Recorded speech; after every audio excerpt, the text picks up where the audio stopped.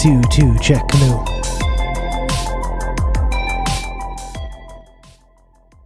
Hello.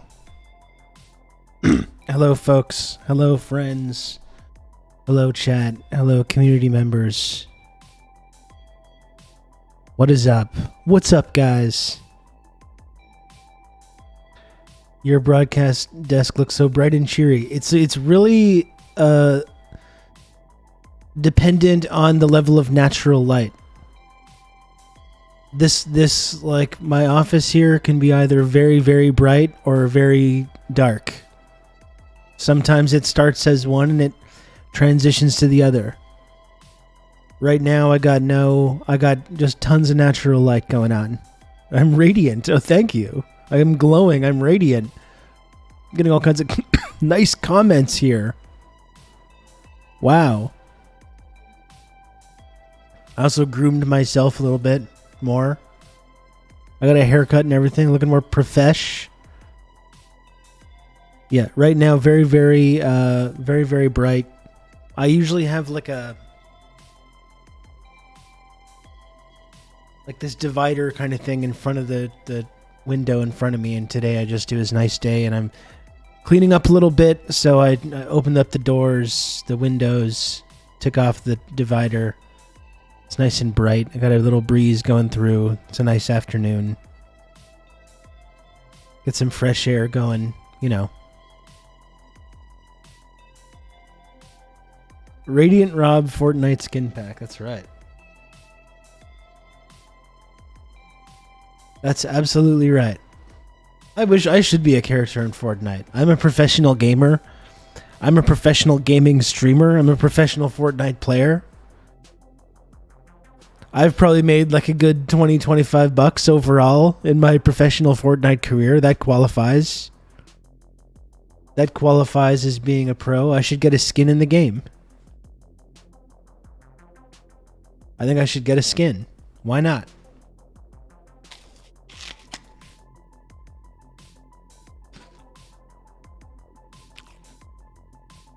Why not?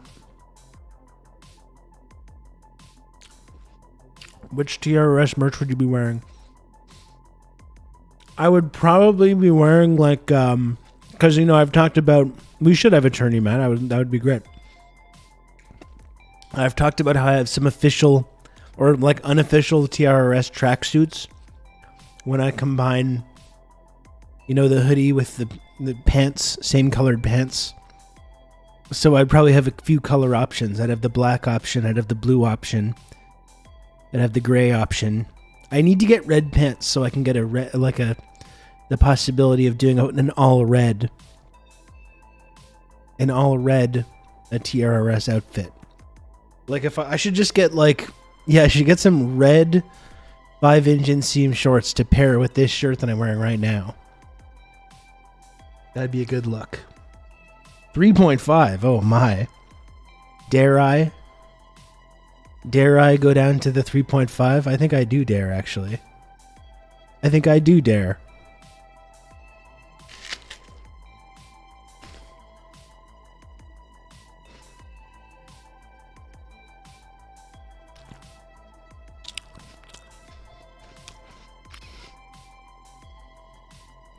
I'm always looking for new 5-inch sellers. Oh, these are pretty nice. The bare bottoms. Those are nice. I like that. The ones I have I got from Gymshark.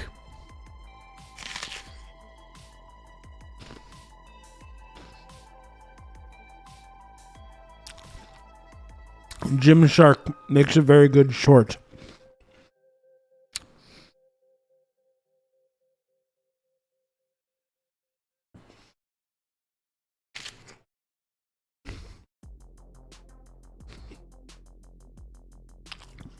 I'm gonna look into these. I'm gonna look into these ones.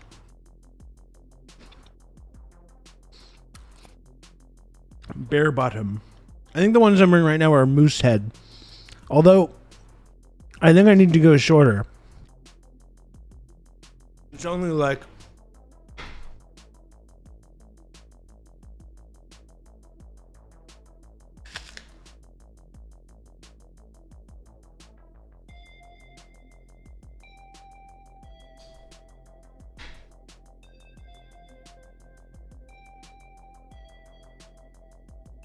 The pockets on these?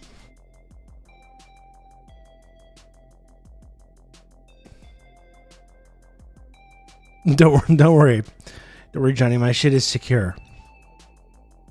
My shit is secure. Don't worry about that.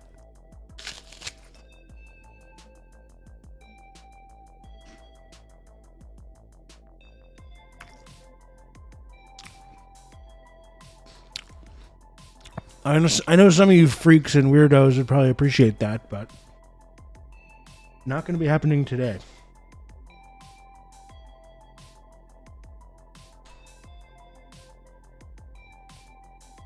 Not going to be happening today, freaks and weirdos in the chat.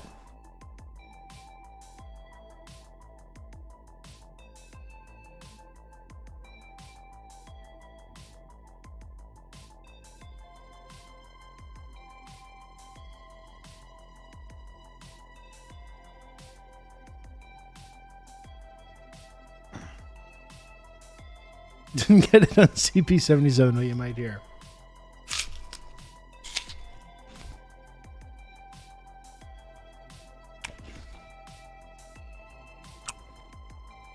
Put a crisp Snapdragon apple in them shorts. This is actually a Honey Crisp. Good pocket size, though, on these.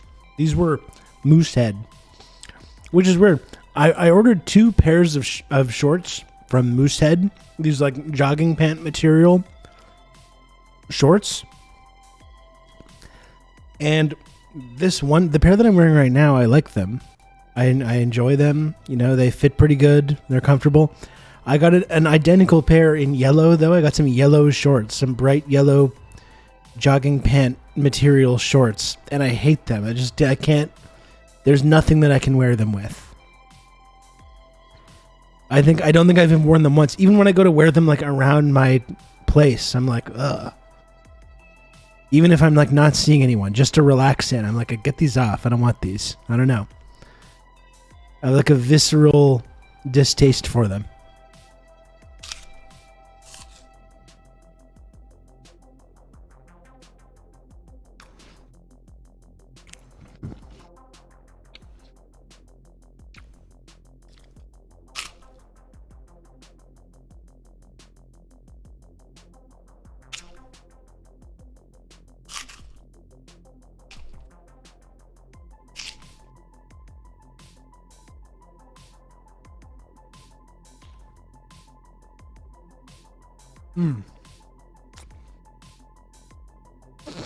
Okay. So, might be a bit of a shorter stream today. I think I got my days mixed up. Because I have different amount of times to work with on different days. And I've got more of a hard cutoff. I could maybe come back tonight. I could in theory come back for some night rob action. We'll see. I'm supposed to be meeting a friend later, who's actually sometime viewer of the show, Nick Sauce. Actually, we may be hanging out IRL later. I don't know. Not Fat Pussy. No.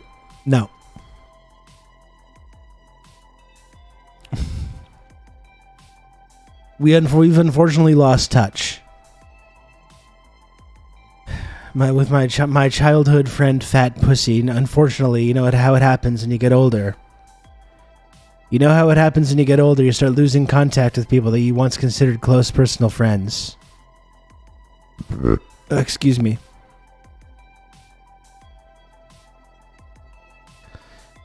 Dear Rob, dear chat, I bring important apple news. The nice Kurdish people who run the green grocer Bonita in my neighborhood sold me 2 red delicious apples grown in Turkey. They were juicy, sweet, and delicious, and I just wish your apple farmers were as competent. Diego, I know, red delicious is controversial. You know? I generally don't enjoy them. Maybe I would enjoy a red delicious that was grown elsewhere more. It's definitely an apple that I don't go out of my way to purchase.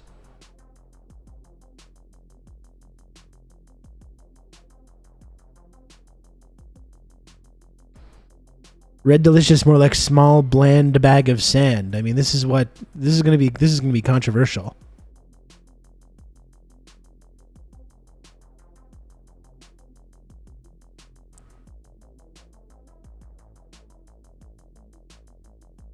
The Red Delicious apples were also crunchy. I will fight the negative anti-Red Delicious memes to the death. Wow.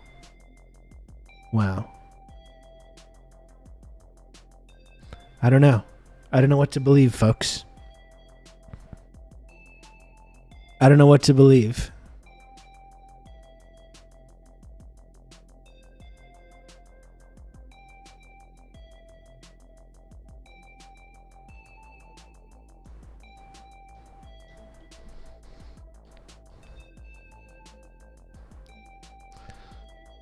Our Red Delicious apples are probably too filled up with like microplastics and shit.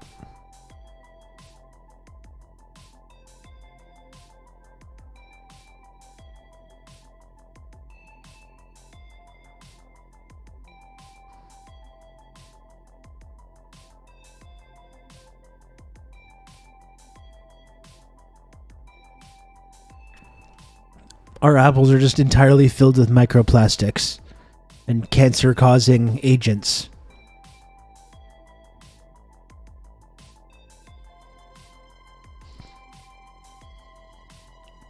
I've heard about grapples before. I've never had a grapple. That sounds kind of fascinating, though. Is a grapple an apple that tastes like a grape, or the inverse of that?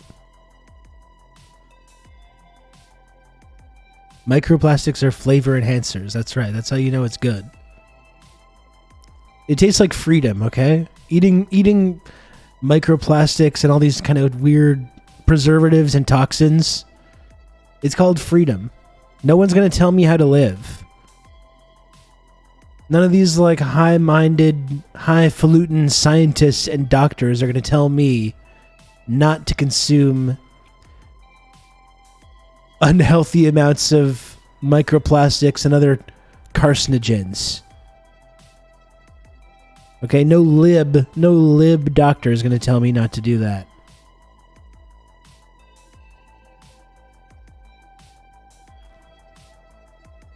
Dimitri's not an Apple guy.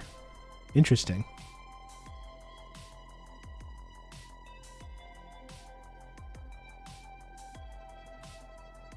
So yeah, probably a shorter stream today. I was planning to leave at 3. I started later because I thought I had more time to work with, and then just before I started, I was like, oh yeah, that's actually not true. I got too focused on watching basketball highlights and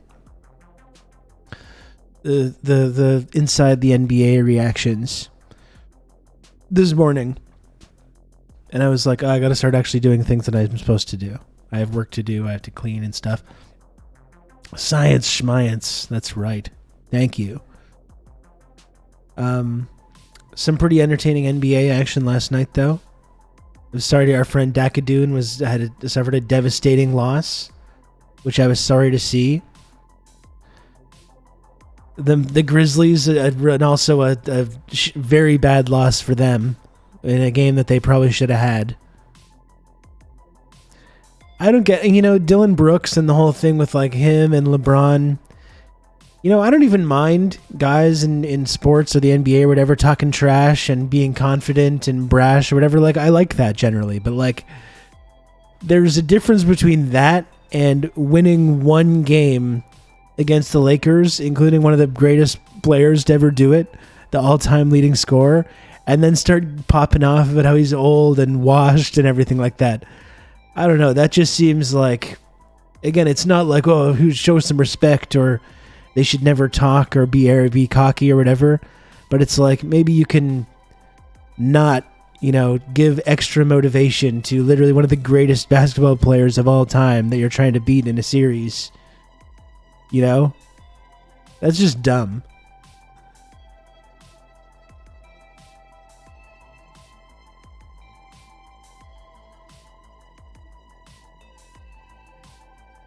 It was a silly move. And still, the Grizzlies should have had it last night and it was a really rough loss for them. And, where Davis didn't really even show up, they had a decent sized lead with a few minutes to go in the fourth. You got to close that one out. You got to close that out. And then, of course, the Bucks as well lost because of an all-time great playoff performance from Jimmy Butler. That was really kind of entertaining to watch. That was good. I did see the Maple Leafs. I advised people to, be cognizant of the incoming sports pain for the Maple Leafs. You can count on me a few days ago or whatever. Talk you through all this. Thank you, Diego, for the gifted sub. I appreciate that. And so there's a big comeback win from the Leafs last night. They're up 3-1 now in this series. And I gotta say, I'm not even a Leafs fan. I don't want to see Leafs fans get hurt again, though. They've been through too much. It's just pain. It's just I want them to win just to get something, just to have something to hold on to at this point. And obviously it was a big win last night, big comeback win. But I gotta say, I'm worried about Leaf fans right now because they're starting to celebrate early, which you should never ever do, especially with the team with the kind of playoff history that they've had. And I worry that even though they pulled off that huge win last night, Leafs fans don't realize, maybe some do, but not enough. Leafs fans realize that what they've actually done is set themselves up for the worst possible loss that you can possibly imagine. If I was a Leafs fan in this next game, I would be terrified. I would be terrified this whole game. Even though they have this comfortable lead, they just had this big, comeback win. I would be absolutely terrified in that next game. That's what they don't realize. They've set themselves up for an even worse loss than what was possible before. So I don't know. Maybe they'll pull it off. I will believe it when I see it. I will never believe that they're going to do it until it happens. And too many Leafs fans are setting themselves up for extreme sports pain right now. Getting a little too comfortable. They're getting a little too comfortable. Though this is going to be the year, which they said, of course, last year and the year before that as well. This is going to be the year. We got this. It's been decades of this. It has been decades of this. So I would if I was a Leafs fan, I would be paranoid. I would be absolutely petrified over this next game.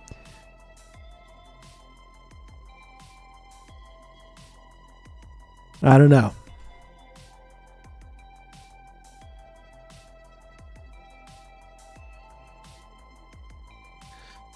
So I don't know what we're even doing today. I'm immune to Leaf sports pain. Oh, but then when you believe, though, that's when they get you. When you start to believe.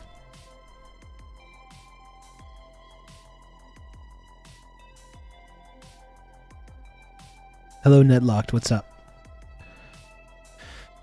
One thing, so like I said, this is going to be a shorter stream. We can just hang out and chat. We can do that. I did see Second Thought put out a video on propaganda, that's just specifically titled, "You Are Not Immune to Propaganda," so I thought maybe that could be something we could look at. But I do think I should go at 3.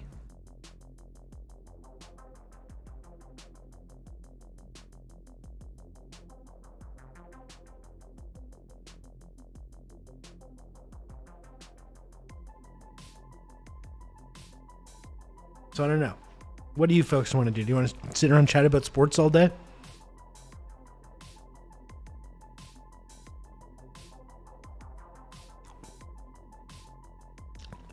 Netlock doing the pop in. We love the pop in.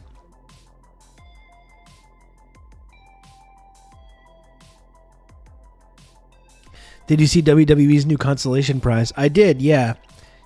And as an actual title belt, I like it.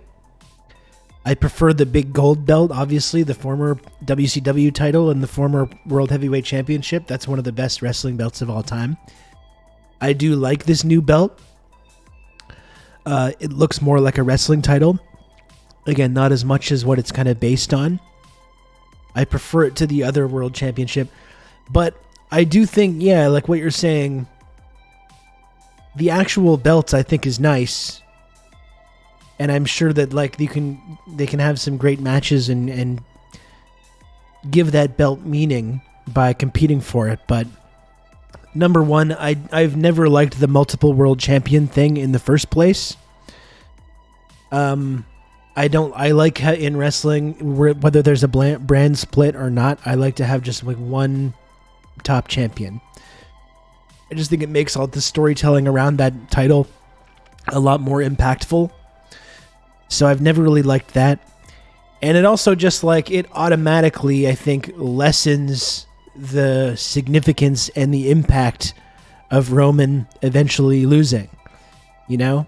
Like if Roman carries those titles like all the way to the next WrestleMania and maybe Cody got another chance and beat him then, or they built someone else up, it's going to be this huge deal, this historic like 3-4 year title reign finally losing. And that just gets instantly diluted when there's this other world championship now floating around. If his story finisher is the new VG, yeah, I will laugh too. I will laugh as well. That would be really, if he wins the new world championship in Saudi Arabia and they have to play that off as like the boyhood dream thing, that would be very funny. My friend got tickets to a wrestling event in Toronto. I was promised Kenny Omega was there. I'm going. I believe that sounds great to me. That's going to be a lot of fun. Is that Forbidden Door? Is that what that is? Chin chin, everybody. I got a Rain Total Body Fuel here to carry me through the day.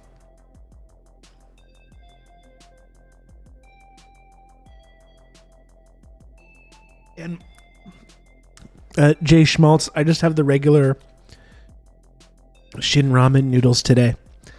I was saying yesterday, I used this exact one of these to like make an actual like stir fry. I fried up some bok choy and some sausage with soy sauce and sesame oil and garlic and onion powder. And then I added one of these and like boiled down the broth a little bit. It was really, really good. Today I didn't really have the time to do anything fancy with it, but these are very good just on their own as well.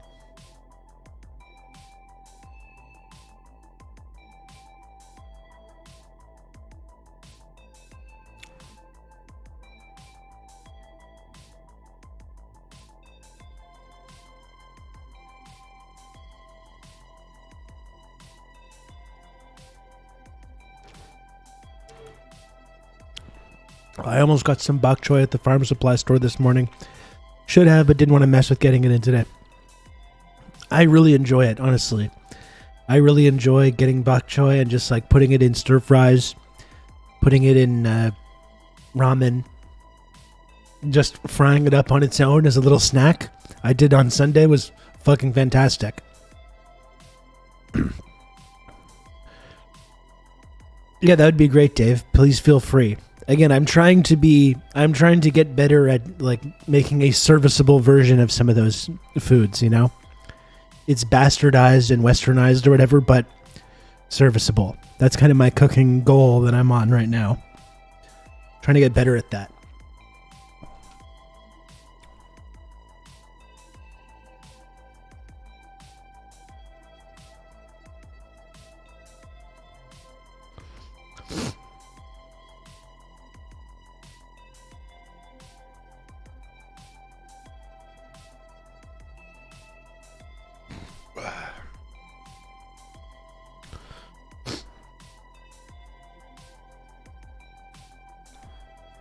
It's dead easy when you have a few key bits and pieces. I mean, just the sauces seems like a big... Just since I started incorporating sesame oil more into cooking as well, that in and of itself has made a big impact.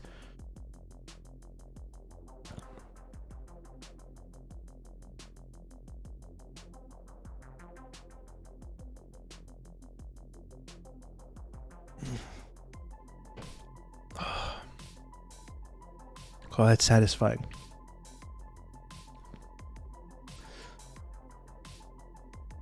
So that's it. I went over sport. I talked about the NBA. I talked about some wrestling stuff. I don't know if I have anything more to say about that. I like the belt, but it does definitely water down the significance of anyone finally beating Roman. When they introduced it, I saw someone online saying, like, I think the best or the funniest possible outcome, Cody winning it and doing the whole, like, this is the ending of my story or whatever. That's funny, but I think Roman winning that belt as well and being 3-belt Roman, I think that would probably be the funniest outcome. Yeah, there were 2 belts. Roman Reigns unified the 2 belts to be the undisputed Universal Champion, and now they incorporated a new world championship. I would love it as well, honestly. If Roman won that title also, that would definitely be a fucking amazing outcome. I would really laugh.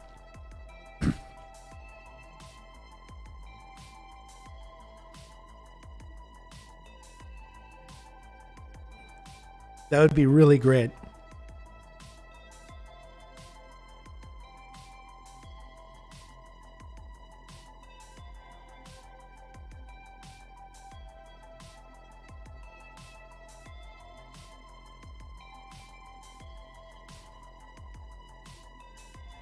Yeah, they just keep making titles. Just Roman wins them all, and looks like the Ultimo Dragon picture. Yeah.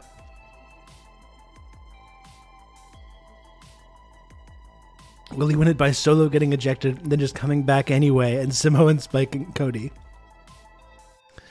You'd have to admit it would be funny. Adrenaline in my soul, lost the match and changed my goal.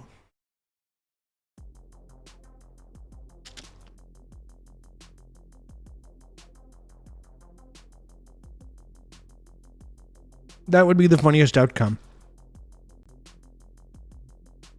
If they just did the exact same finish.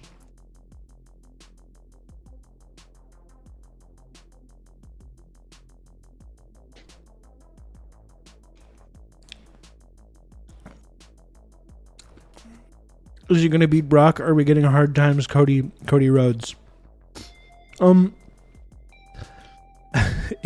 It'll be something else if he doesn't. If he does beat Brock, then he's still officially on the 2012 John Cena trajectory, or whenever it was, 2013 or whatever. After Cena lost to The Rock at WrestleMania, and then got demolished by Brock Lesnar the next night.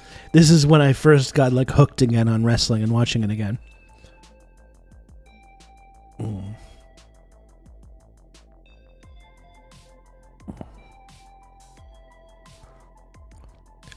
European story time inspired by the mention of bok choy.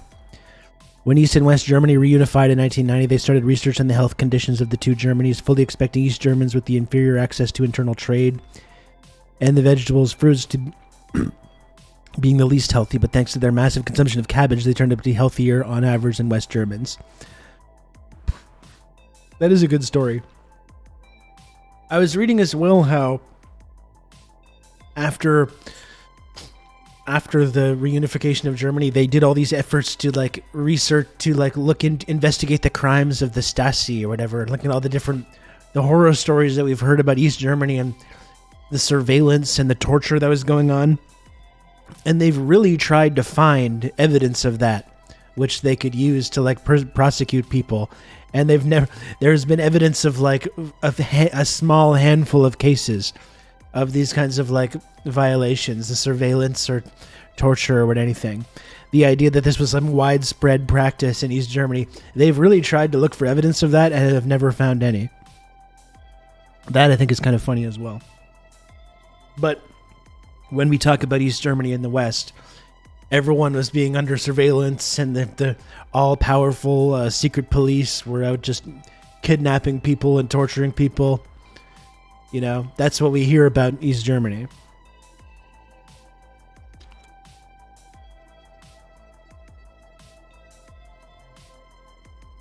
Which is silly in and of itself because, you know, in America, for example, the police are doing that anyway, and they were doing it then also.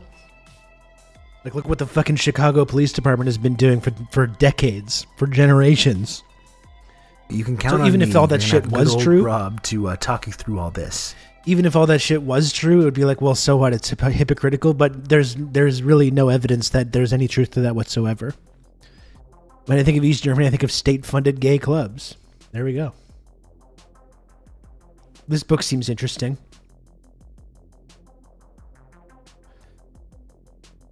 Stasi state or socialist paradise. This seems very fascinating.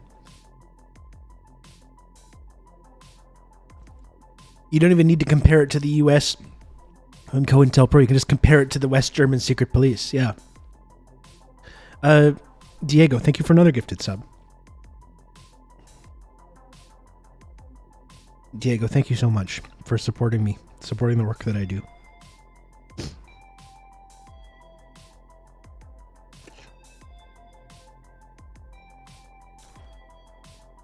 Yeah, releasing prisoners under the assumption that they were political prisoners and just finding out they were just regular criminals.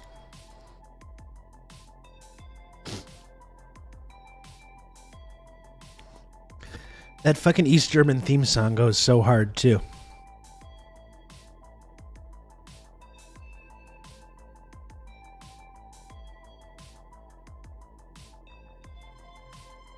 Or theme song. I'm talking about like it's a wrestling theme, the anthem.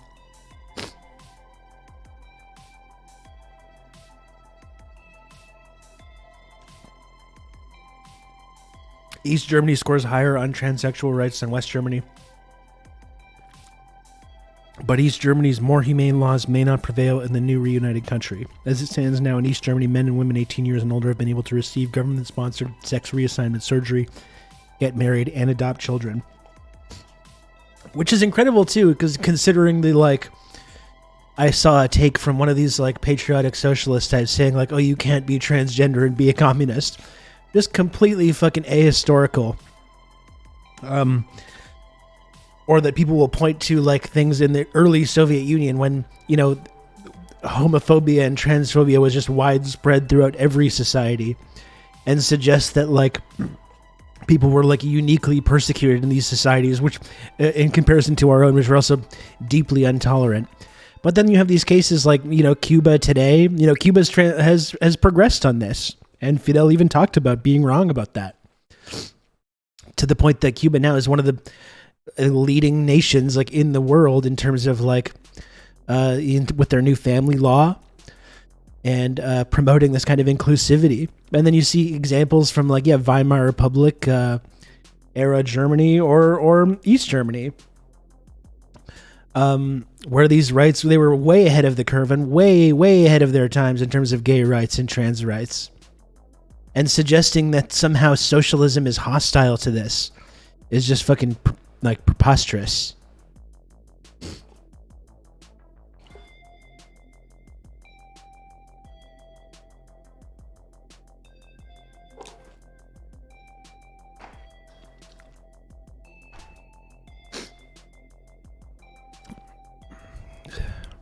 So annoying how I carefully curated my follows to avoid all these controversial, annoying tweets. Just have them pop in my feed for no apparent reason. Well, that's because being controversial and saying shit like that gets you engagement, and when you have people yelling at you, then your tweets that's the thing that Twitter values the most. That's what gets your tweets in front of more people. I see so much Ben Shapiro and Matt Walsh content on my Twitter For You timeline.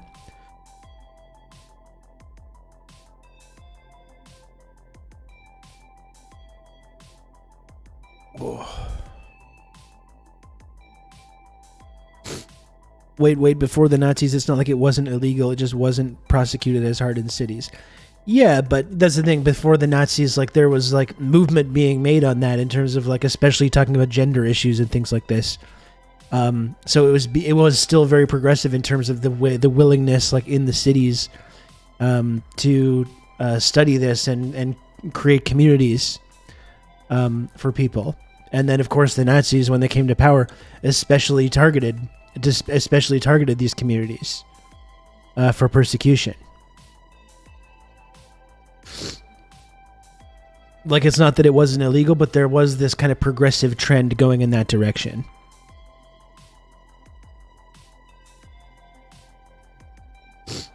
if the USSR had survived, I think it would have very different sexual politics to what the RF is like now. Yeah, absolutely. I think so.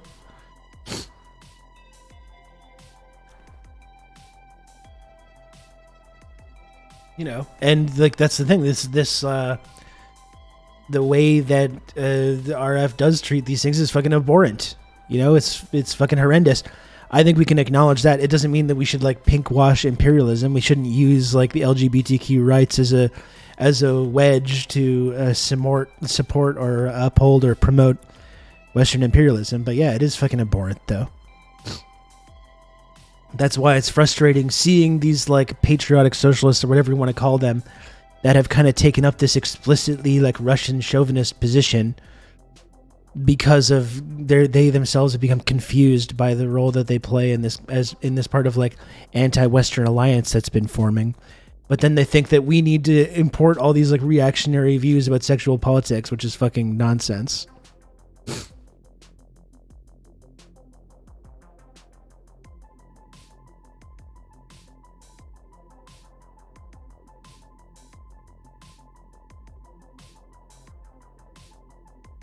Is Twitter dying or not? I mean, it's a good question. I still don't know if it's going anywhere.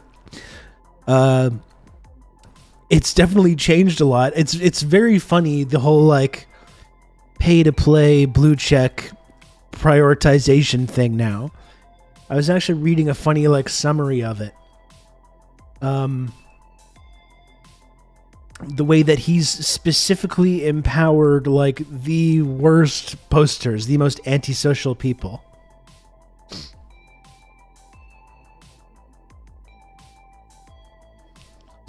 Let me see if I can find it. I was looking at a tweet earlier that was really great about this.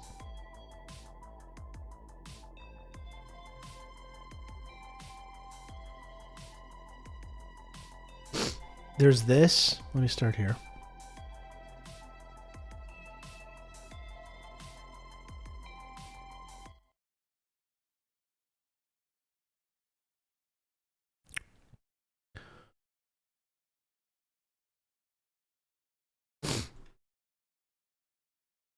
So there's this: Musk employees, even employees who are generally sympathetic to Musk, are gobsmacked by the catastrophe of Twitter Blue. And it really is amazing how he's done it. It's all divorced dad podcasts and chud bait. That's the funny thing. It's like it's all of the people, you know, that are paying in order to like get at the front of the line because they're not getting engagement. The most extremely online people that have the most alienating opinions. And he's empowered all those people and put them at the like, these are all comments that would be getting caught by the algorithm and put in the show more section and being hidden because they're the most like outrageous and absurd comments from these deeply like antisocial weirdos. And he's put them at the front of the line. And this quote from this employee is really interesting, saying, could have avoided all the chaos by just saying, hey, everyone has access to verification now. All legacy verifieds get 6 months free blue verification. Our goal is to provide same access to everyone. Instead, we picked fights with our most valuable customers. Now Elon is deciding who gets free blue, full circle. There's a lot that Elon's right about. This is not one of those. I think specifically going to war with the people that are like drive the most traffic to the site. Like literally some of the biggest celebrities in the world who are just using this platform for free. Like they're using this platform because they have the same like brain poison that we do and creating content on this person's website for free of charge. And instead of like, he creates this situation where he empowers all the dumbest, most alienating weirdos while literally like starting a war, like a public war with some of the biggest celebrities and the people that use the site and drive the most traffic to the site. Yeah, he just wanted to own Taylor Lorenz. That's that's right.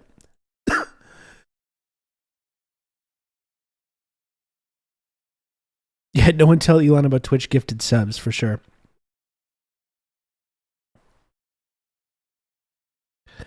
The Twitter blue shit is very funny. No, I agree, Vexer. That's the thing. People, there's the whole block the blue campaign, but I can't do it.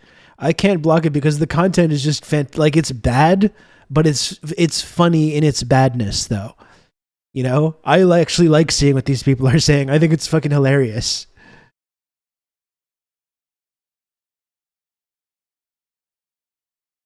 He's so dumb it rocks. Normally you want to put over your opponent, but how do you do that with Elon? Just literally everything has been handled the worst possible way. Like literally just the way turning this into a situation. Like me, I could have been convinced to purchase Twitter Blue. I would rather not. I don't want to pay for a website that's free. But the whole idea, like if Twitter, like when it launched, it was like $5. You get to post some longer video. You get to, I don't really use the edit tweet feature, so I wouldn't really care about that. The longer video would be good. You know, there could be a few perks that I could be convinced. Maybe less ads or no ads at all. Like if you're paying, maybe just don't get any ads. I could have been convinced to do that. I paid monthly subscription fees to a lot of things that I barely ever use. But it's like, no, I'm not going to do it now specifically because now you're trying to blackmail me. Now the world's wealthiest man, or was, now that he's lost a significant chunk of his fortune, obviously not the case anymore.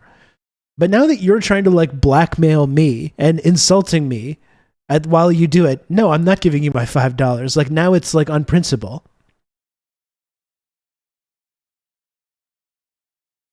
You know? I'm not getting blackmailed by the world's wealthiest man to give him $5. It's not going to happen.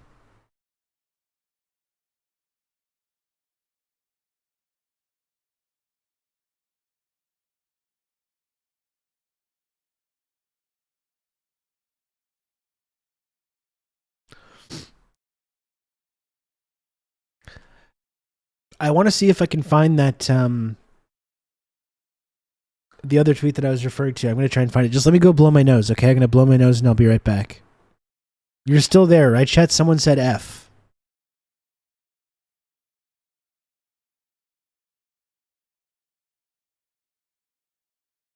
Are you still with me? Okay. You've been muted for 2 minutes. 1 sec, I'll be right back.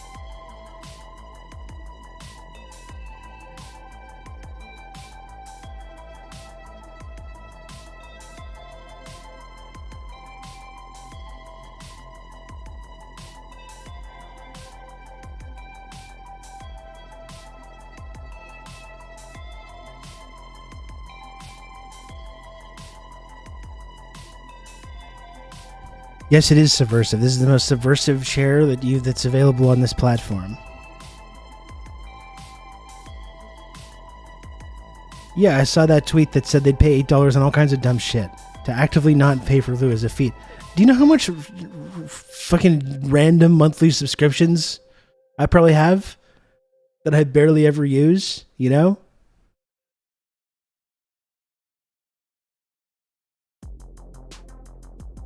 It's truly amazing.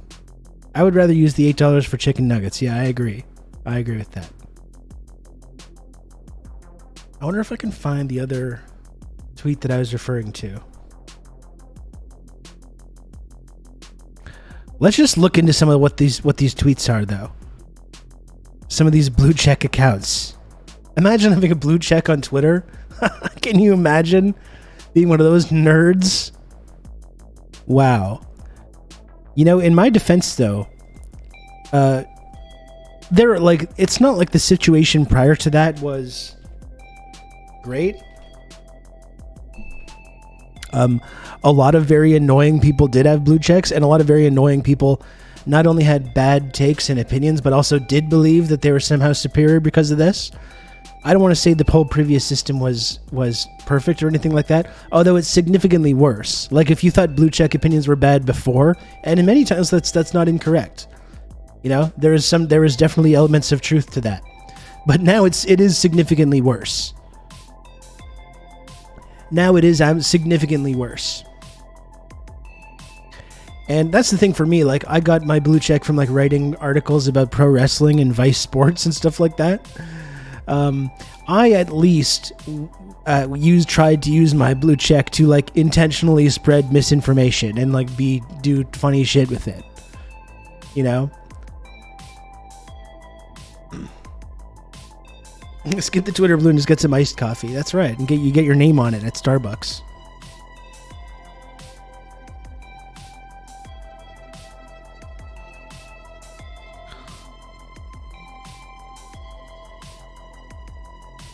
There are subscription services to help people keep track of their subscribed services. Yeah. It does feel deserved. And I'm you know, I have a hard time with it. You know, I spend a lot of time on Twitter. I've met people that I am friends with. Being on Twitter changed the whole trajectory of my life. You know, I'm not going to build up 95,000 followers on any other platform. That's never going to happen. So on one hand, I would be sad to see Twitter go. On the other hand, it'd be like, yeah, has it been a net positive or a net negative? I don't know. It's kind of hard to say. Maybe it would be good just to throw the whole thing out if it was just to collapse. But I'm going down with the ship definitely, though. I'm not going on to another platform. I might make an account on that like Blue Sky thing just to like get my name on there or whatever. But I'm going to be on as long as Twitter is around. I'm going to stay there. Ironically, with this whole blue check thing, my engagement has actually been pretty good. I've been. That's another thing. It's like I don't know if I would say I was shadow banned over the last like couple of years, but my follower level has been completely stagnant for probably 2 years now at least. I was barely gaining any followers. I'm actually gaining more followers now than I was prior to this. So shout out to Elon for that as well.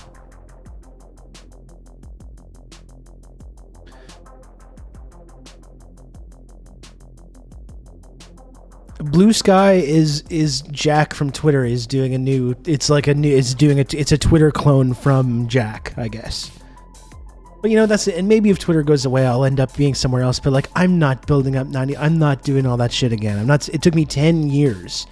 I spent 10 years putting a significant chunk of time and energy and thought and effort into building up 95 or whatever thousand followers on Twitter. I don't have the time or energy, or it's just not going to happen. It's not going to happen. I'm not going to be putting that I'm not going to be accomplishing that anywhere else. He made Twitter too. Maybe he should have just stuck around. I don't know. But it's also, they were at like a point where Musk offered such an inflated price for Twitter that they literally, like, they could not say no, like legally, because he offered to pay so much more than what it was. How will this impact the trickle-down cloud economy? Well, we got Discord, we got Twitch, you know, we'll be okay. We can still have the trickle-down clout, maybe with a few less viral tweets, but we still got a clout delivery system for people, believe me. He did a Matson, that's right.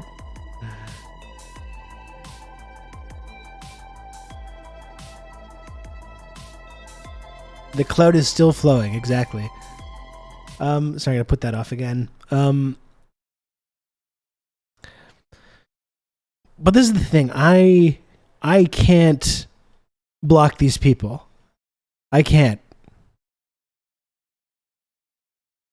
Like, I want to see this shit. An artificial womb facility that produces babies.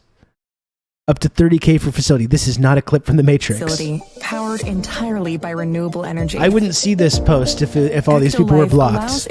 I want to see weird freaks and saying all this kind of stuff, thinking that like these like obvious like CGI videos are some like real thing that's happening. Due to cancer or other complications. With Ectolife, premature births and C-sections will be a thing of the past. Marty, I'm genuinely Ectolife surprised is that designed to help countries Peterson that are didn't suffering get from pulled severe in from this. population decline, including Japan, Bulgaria, South Korea, and many others. The facility features 75 highly equipped labs. Each state-of-the-art lab can accommodate up to 400 growth pods or artificial wombs. Every pod is designed to replicate the exact conditions that exist inside the mother's uterus. Bulgarians are signing up for this. Who let the Bulgarians? Who told the Bulgarians about this? Up to 30,000 lab-grown babies per year. Ectolife allows your baby to develop in an infection-free environment. The pods are made of materials that prevent germs from sticking to their surfaces. you simply, why isn't everything made of this? The pods are just made of materials that prevent germs from sticking to their surfaces. Why do we make everything out of this material? Why do we do that? Why are we using all this like sticky germ material? We should start using this germ-free material more than this. If you ask me, I don't know. Why don't they make the whole plane out of the black box? Exactly.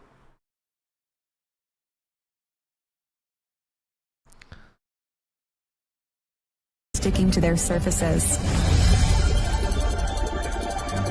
Every growth pod features sensors that can monitor your baby's vital signs, including heartbeat, temperature, blood pressure, breathing rate, and oxygen saturation. The artificial intelligence-based system also monitors the physical features of your baby and reports any potential genetic abnormalities.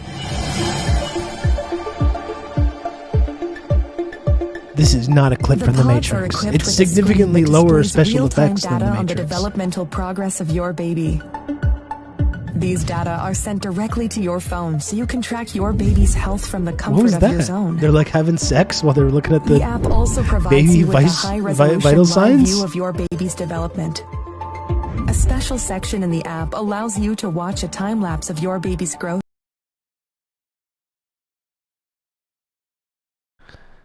See, I wouldn't be seeing this. This is 100% fake. Are we sure about that, though? Are we sure?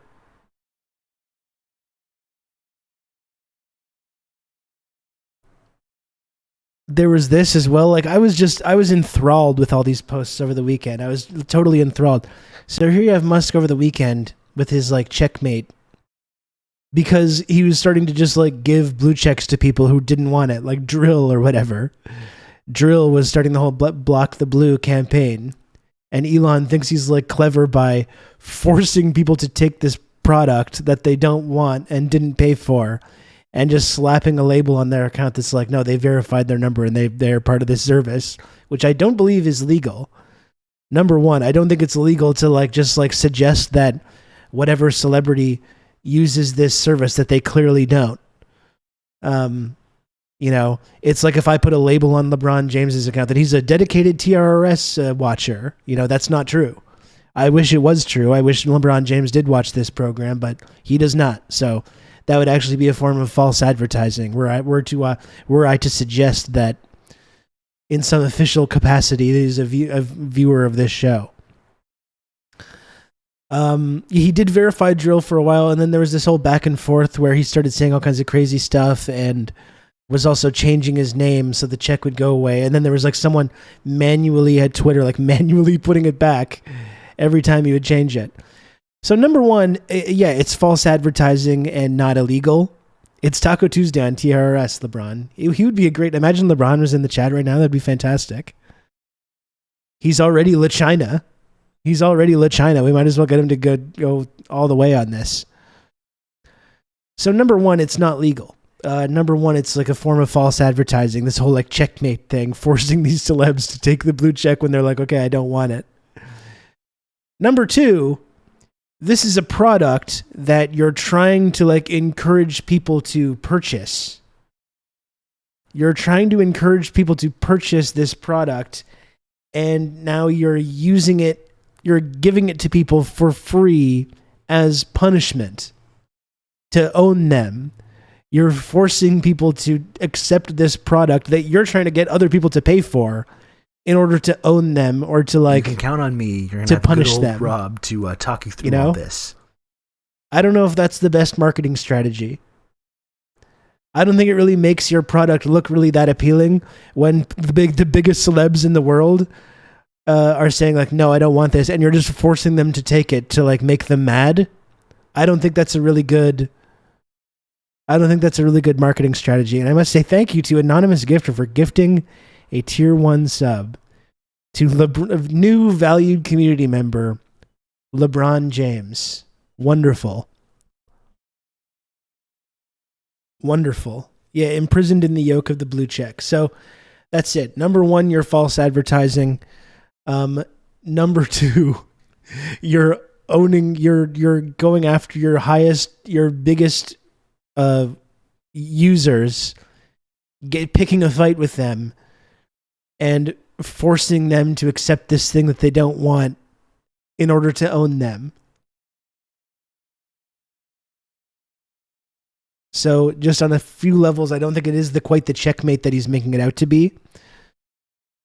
And look at all the top replies from his blue check fans. I was laughing so hard at some of these. We are woke 1776. You can count on me. You're gonna have good old Rob to talk you through all this. Imagine being one of these people. Oh God, I'm still fucking coughing. This is so shitty. Anonymous Gifter, thank you for gifting another sub to Elon Musk himself. Wow. Yeah, seems kind of like a guy who doesn't care about consent or boundaries. That's true. And Elon, listen, new community member Elon Musk. I must say, if you are watching, sir, there's a way out of this. Elon, there's a way out of this.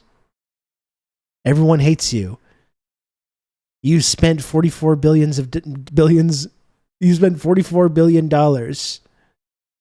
to purchase this website where everyone who hates you yells at you every single day. You've been exposed for being a fraud who was never as smart or intelligent as you made yourself out to be. There's a way out of this, sir. There's an easy way out. Do it. You can count on me. You're going to have good old Rob to talk you through all this. This is in hopes of LeBron joining TRRS. There's a way to make this all go away. Red Wizard, thank you for the 19 months tier 1. It's in hopes of LeBron joining TRRS. Maybe he will. I don't know. I think that would be fantastic. I think he would fit right in here. Imagine if LeBron, like, he already gets called a La China or whatever, but imagine if he became like an open Dengist and he started giving interviews and talking about the economic reforms of Deng Xiaoping. That'd be great. Anyway, there's one more of these. Yeah. Man, these people are some of the saddest people.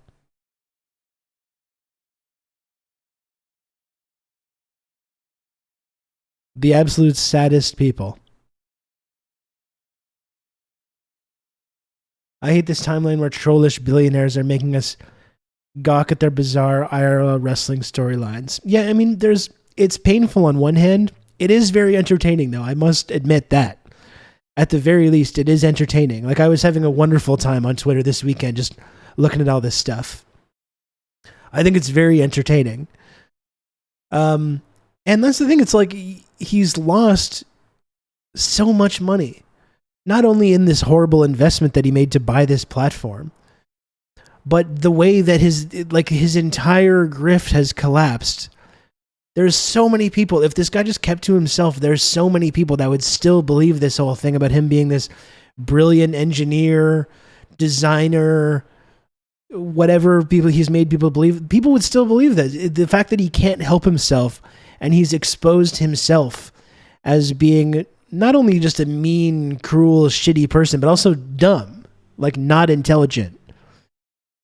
And has led to his whole, this whole facade that had been very carefully curated very careful. Like this very slick marketing campaign had been put in place to put this man in a position where we would take him seriously as being this brilliant genius industrialist who deserved all the government contracts and deserved all the accolades.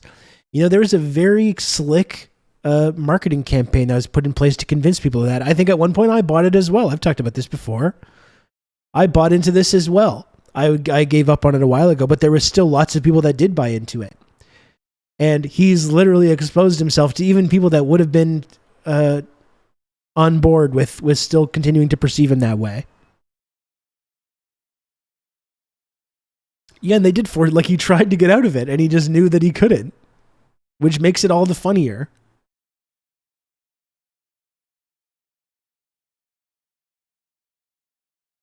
I'm overcome by the weirdness and dissociating every day. Well, that happens too. Yeah, it is his fault.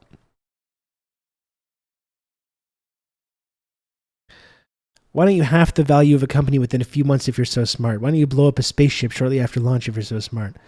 Both because of 420 meme references as well. Literally the blown up spaceship and his terrible Twitter deal were both because of 420 meme references, because this guy's a fucking moron who's not funny but thinks he's hilarious.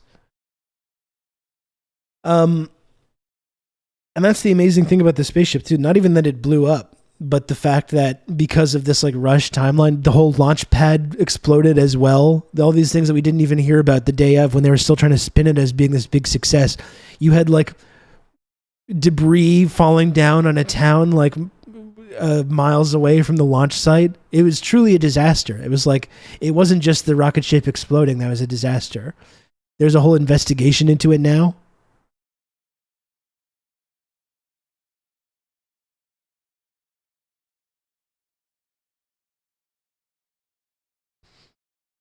But yeah, we really do have to outsource all our sort of space exploration stuff to these private companies run by these fucking dinguses.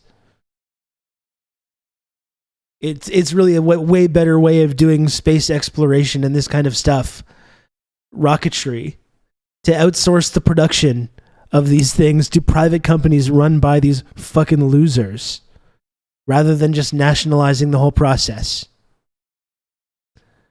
Yeah, same with me, Time for Wiz. He's making me hate space stuff, and I used to love it. That's why I focus on the China space stuff. Like I was saying the other day when the rocket exploded, I'm the human definition of that meme. I don't believe in this bullshit. Versus when China does the same thing. When China does something, I go, so true. I'm the definition of that meme when it comes to space travel stuff.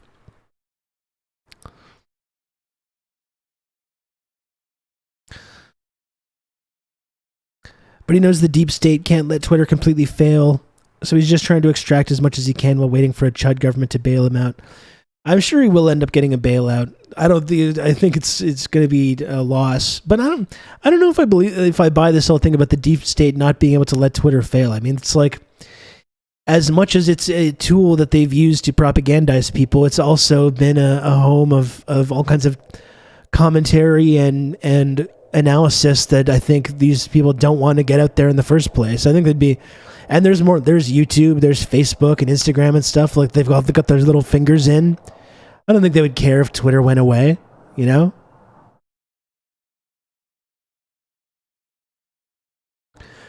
Government rocket development kind of sucks. To be fair, that's because they intentionally kneecapped it to make private space more appealing. Well, yeah, isn't this basically the whole premise of neoliberalism? You underfund and intentionally destroy the state's capability of doing these things so that you can outsource that to private companies who are apparently more efficient and better.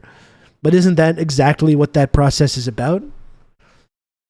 It's the same thing as schools versus we got to get more kids into charter schools. These are private schools. These companies are better at managing these things. After you've deliberately been underfunding public schools for decades and decades and decades.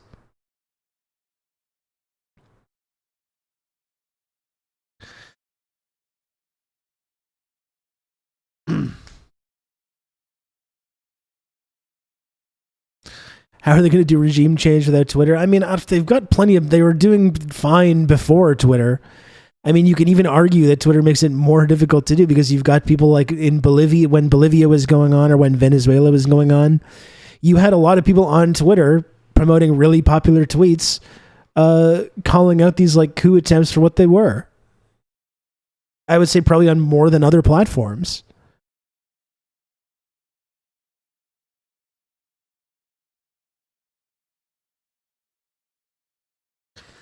I don't want to overstate people's ability to share more subversive neighborhoods on more subversive narratives on social media either. Like, I don't know if it makes that much of a difference, but I think the state is more than capable of carrying out regime change ops, whether Twitter exists or not. I mean, they've got mainstream media on their side, which is like, I think, tool number one in that toolbox.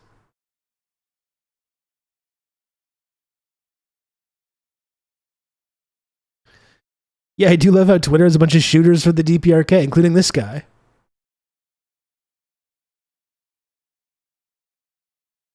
You know? And I'm happy to do it.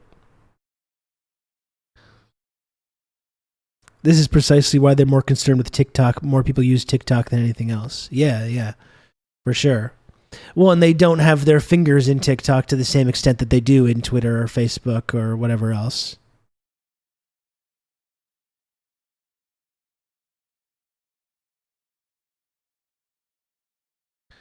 Kleppy pointed out in a tweet just yesterday. Yeah, I did see that as well. But Twitter, a couple years ago, was a legitimate site to receive news as it was happening around the world or within your country. And now it's just random accounts leading their tweets with breaking on 3-day-old news. And that's not even relevant. Yeah, I mean, that's happening. It also depends. Like the George Floyd protests were so historic and were so like widespread that I think if something comparable happened now, you would still see a lot of stuff coming out of that on Twitter. But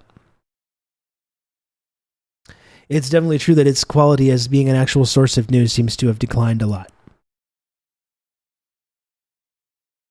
They actually had to pack social media companies full of former spooks and feds in order to prevent it from being effective for counter-propaganda. For sure. That's why there has been this crossover between these, like the intelligence community and the state and these social media companies.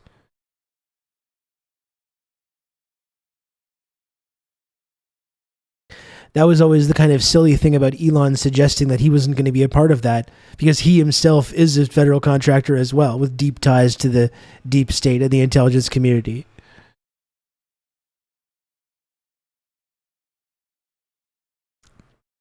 You know, the idea he's like using Matt Taibbi to like show how the previous Twitter administration was working with the state for various reasons, whether it's about the Hunter Biden laptop story that was suppressed or whatever else. But Elon himself is a state contractor as well with ties to the intelligence community. I don't think he's going to, when the NSA or the FBI or the CIA comes knocking on Twitter headquarters with Elon in charge, I don't think he's going to say, "Oh, no, sir, please get out of here. I'm not going to participate in that." Of course he's not. You know?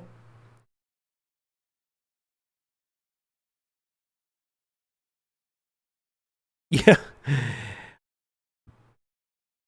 And absolutely played Taibbi. Yes, he did. If only anyone could have predicted that Matt sacrificing whatever credibility he had left to be this guy's like attack dog on this story, that would blow up in his face.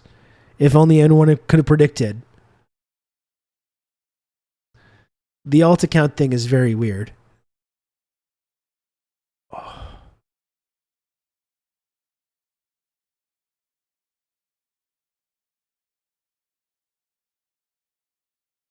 Another guy that I used to kind of respect.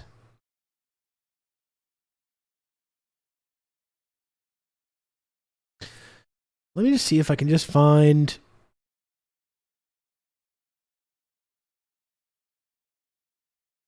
There was just one tweet that I wanted to look at that really like summed up the whole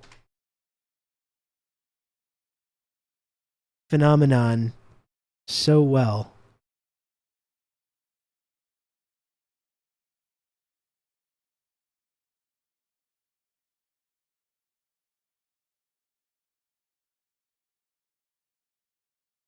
I got a bad problem. Oh, did I bookmark it? Check that as well. I have a problem with not saving relevant tweets that I want to look at.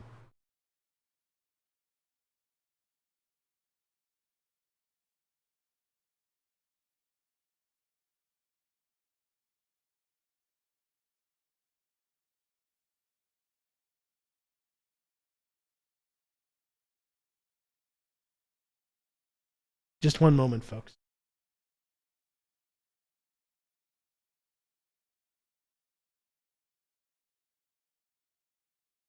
Okay, actually, I found it. Good. I found exactly what I wanted to look at. Thank you for being patient there.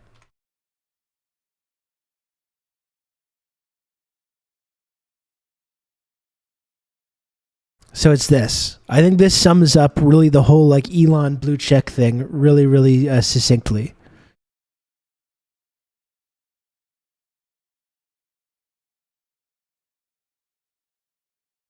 Still don't understand the Taibbi hate. Is that it because of the disappointment? Yeah, I think part of it. I think Taibbi's someone that I used to respect a lot. Just he seems like another person that's, I think, that's had this kind of credibility. He sacrificed whatever credibility he had left to be like Elon's point man on the whole Twitter files thing, and has just increasingly gone down this path of like, I think Taibbi is an example of what not having that like actual class analysis does. When your whole ideology is just owning the libs and libs bad and Democrats bad, without the actual real class analysis behind that, and now he's out like aiding these reactionary movements. I think it's a textbook example of that. He always did have shaky credibility for sure, and people did overlook it. And he was doing some, I think, pretty valuable commentary as well. Yeah, he's lost the plot to reactionary influence. Let me just read this post here. I think this is a really good way of looking at this. There are really two main issues that make the new Twitter verification system a complete nightmare. The first is the user base. Very few normal users are willing to pay for a free social media site. Moreover, the main selling point of the service is to boost post visibility. The service inherently appeals only to people who both A, care extremely deeply about their posts being seen, and B, make posts that inherently are unappealing to other Twitter users, since people with appealing, interesting, funny, not weird posts would be able to naturally grow an audience on the platform if they want to. So pretty much every single blue check is a hyper online weirdo who is deeply bad at posting despite being obsessed with Twitter metrics. The second is that verified replies get promoted to the top of every post. You have to scroll through all the blue check replies to get to even the most popular non-blue check replies. This is true even for blue check replies that have zero engagement, are completely off topic, or just straight up spam or scams. As a result, if you're looking for a relevant discussion on a popular tweet, you have to first scroll past the thoughts of some of the most terminally online, inherently unlikable people on the planet. So normal users are constantly exposed to the most off-putting segments of the user base. It's like if Reddit incentivized every antisocial weirdo to post as much as possible to get their money's worth, and then forced every user to sort by controversial. It's a horrible structure that makes the product practically unusable for non-weirdos, which is how Elon likes it, I guess.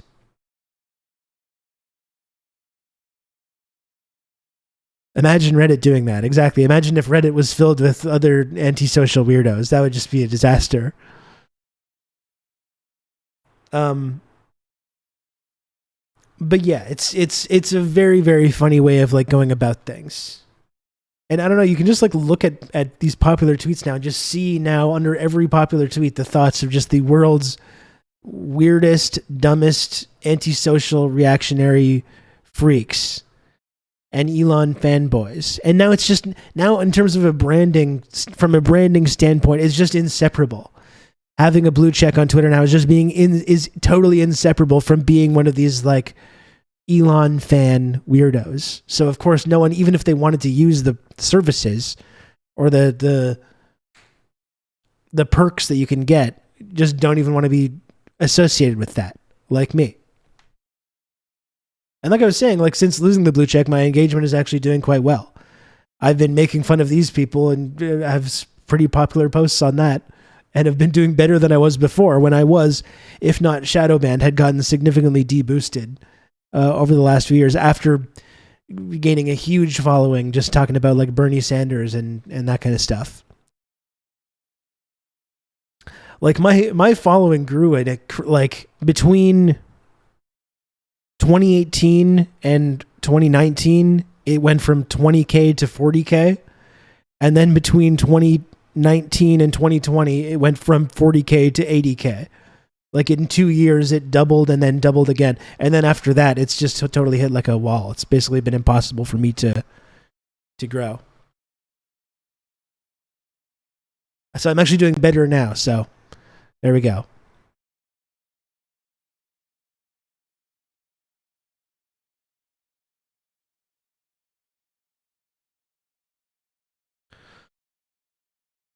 Didn't Dems go unfairly wild on his ass like for years and years now? Are you talking about Taibbi? Well, that's the thing. I don't like liberals or Democrats either. And you're probably right that they did do that when he was criticizing like Obama or whatever for totally legitimate reasons. The problem is though that now he's gone so far in the other direction that he's now like, he used to make fun of people like Ted Cruz, and now he's hanging out with Ted Cruz at the Senate while like helping build this narrative that Twitter is like hostile to conservatives and Republicans. Like that's what he's doing now, you know? So whatever credibility that he might have, just because you don't like Democrats or liberals doesn't mean automatically that you need to buy into this framework that Republicans or conservatives are actually better for any of these issues, which is demonstrably untrue. And people that like have the intelligence of someone like Matt Taibbi should probably be able to realize.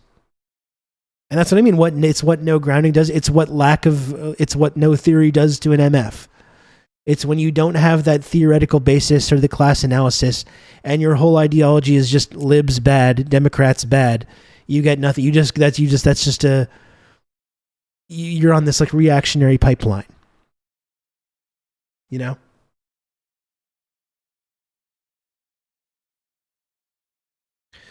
I don't think that's the only reason he's doing this. Well, and maybe there's an element as well. I think it's just cash in for a guy with no real principles besides libs bad. Yeah, no, I agree with that. I agree. And I think he probably I don't think he's really changed his viewpoint on this a lot. Although he did like openly criticize, like he criticized Republicans a lot in the past, in addition to criticizing Democrats. And now he's like supporting the conservative movement, either directly or indirectly. Yeah, his ideology is more anti-elitist and not anti-capitalist. Yeah, he let himself get owned by Debbie washing machine Schultz. Like that is not good.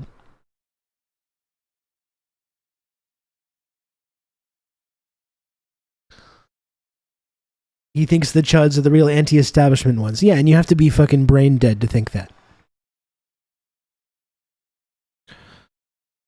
I'm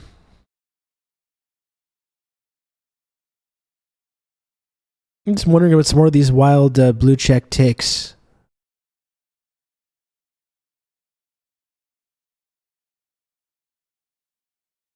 Is Crowder's marriage collapsing? Sucks to be him. Sorry to hear that. I'm sure he's a really wonderful guy to spend time with and be around, so.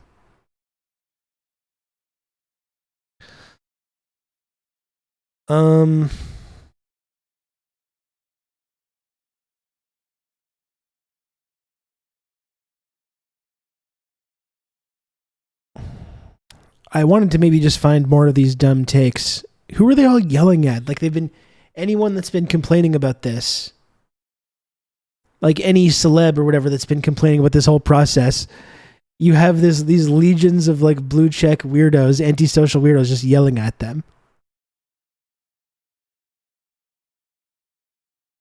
It's really funny. I actually feel a little bad for some of the blue checks. I bet some of them are just lonely or sad they can't post or something. Most of them are absolute cretins. Well, I think what they thought that they were doing... Oh, I can look at that Steve Albini thing. These people thought that they could just pay and they would get engagement. And they thought once they have their blue check and they're at the front of the line for these things, then they're going to have people liking their tweets. But like, that's not how it works. That is not how it works. That doesn't make your content or your ideas or your thoughts any more engaging or interesting for people. You're just renting a little emoji that goes next to your name, and that's all. Like, people thought that all of a sudden they were going to become the celebs and they were going to have viral tweets and they were going to be able to do this and that, but it's like, that's not how this shit works. You know, you can purchase a blue check on Twitter, but you can't cure this kind of terminal small account mindset. These people have small account mindset, unfortunately. They saw blue checks as a status symbol and not a verification anti-spam system, which is hilarious too, because that's what they accused the former system of being, as being some kind of status symbol. And many annoying journalists and liberals did kind of view it that way, I think.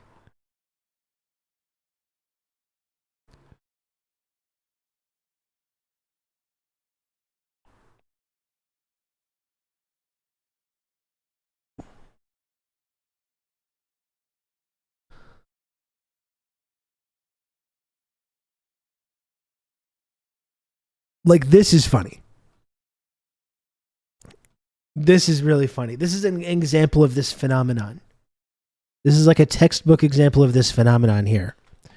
This person, Charlie Carroll, CEO, founder of Thrive UK. 9,000 followers. So he has some kind of like turf post. When I speak against the trans mania, I wish we could have a powerful, honest, and good faith discussion. The people that agree with my stances of the trans phenomenon are after adding the underlying principle of trans people are all disgusting or trans people are. And then it's got more because it's one of these long tweets, which of course no one wants to ever listen to. And then legendary record producer Steve Albini, it replies, "You call it trans mania. You're not prepared to have a good faith discussion." And gets significantly more likes than this guy. And this is their reaction. He says, this guy's paying for likes and follows, right? Engagement analytics on this are nonsensical. So again, going back to that thing about how all these people are obsessed with like engagement metrics. And they see Steve Albini come into their replies and completely destroy them and ratio them. And they're like, what's going on? Are you paying for likes and follows? Which is hilarious because that is precisely what he's doing, right? That's precisely what he's doing. Am I wrong? Am I being humiliated by a legendary record producer, or is Steve Albini paying for likes and follows? I think that's such a textbook example of this whole mindset that drives these people. And I don't even want to say that Steve Albini is always correct. The other day he said some pretty harsh words about Steely Dan, which I didn't agree with. I'm not going to go argue with Steve Albini about it. I think he's done enough in the music business that he can express his opinion. I'm not going to go get into a flame war with Steve Albini over it because I'm not a fucking dumbass like this guy. But I think this perfectly illustrates this mindset that people have. Like, first of all, he's literally paid for likes and follows, and he can't understand this phenomenon that like someone else is going to come in and maybe the idea that their views are just not that popular, you know? Maybe that's it. Maybe your ideas are bad, your views are not popular, your content is not engaging, but I've paid now for this thing that it's supposed to like fix all that. But then that's up here. That's what needs to be fixed. This is the small account mindset. He did say it in a hilarious way. It was a good way of saying it. I agree.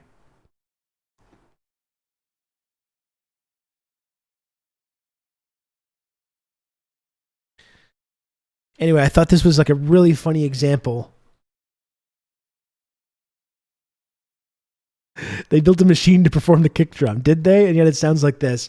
I'm sorry, Carrier Wave. I fucking love the drum machine sounds on Gaucho. Love it.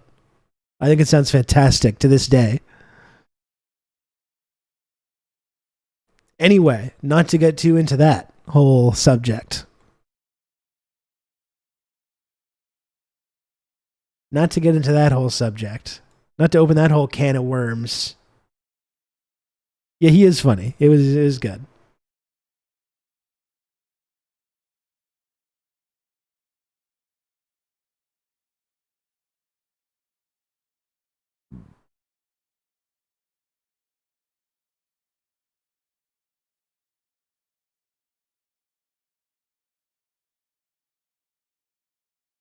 I experienced some of this as well, though.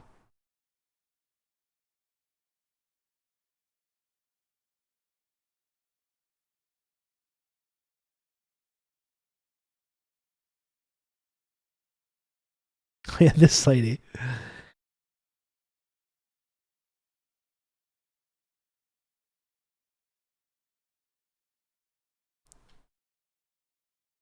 So I had this tweet the other day. It absolutely rules that all the top replies under every remotely big tweet now are just the dumbest losers on the face of the planet. And Lauren Master says, "You mad you got deboosted, huh?" And I'm like, actually, my engagement is doing well and I'm gaining followers. And you can see, like, your pathetic little blue check doesn't actually make people like your posts. This is the thing that these people just don't understand.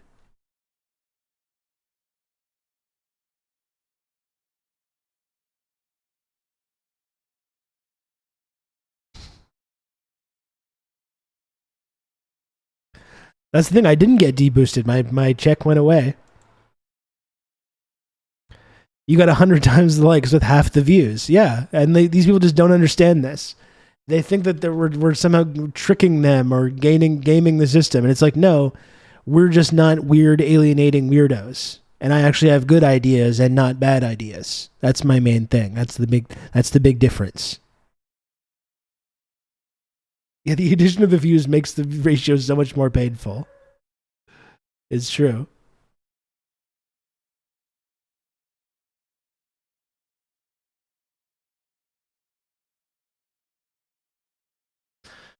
I watch Rob for the good ideas and not the bad ones. Well, thank you.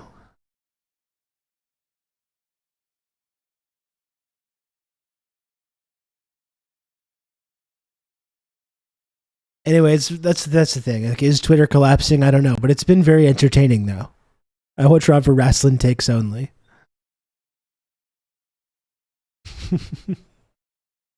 I do love my wrestle streams. Reminds me of buying loot boxes. This is kind of like that. It's like the loot box of social media. Who would guess inclusion and collective ideology would appeal to the masses? Yeah, it's just like there's this weird thing this weird strategy that I like to call not being an alienating weirdo and not being an asshole. You can count on me. You're gonna have some people. I'm a little bit of an asshole asshole too sometimes, but Pelicans, thank you very much for the gifted sub. I appreciate that, Pelicans.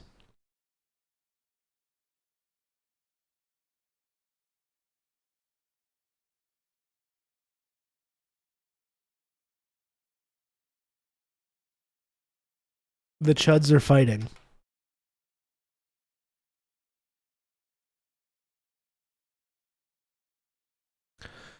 Let's see this here. Steven Creditor accusing me of extortion is so patently insane that it honestly makes me question how there are still people who cannot see how thoroughly undone he has become.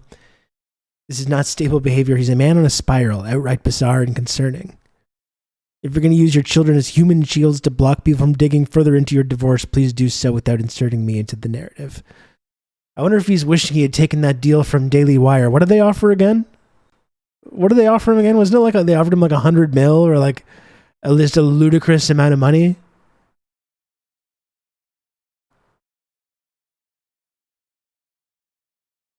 What was that again?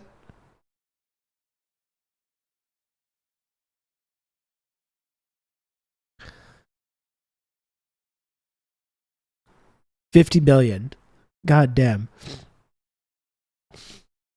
Right-wing media is just the easiest thing to become successful in. You can just be the biggest, like, unfunny, untalented, weird loser, and they'll just throw tens of millions at you.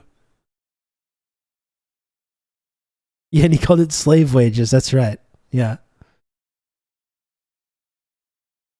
Sometimes I wonder what it must be like to be a farmer in China, just totally ignorant to all this. We should just do it.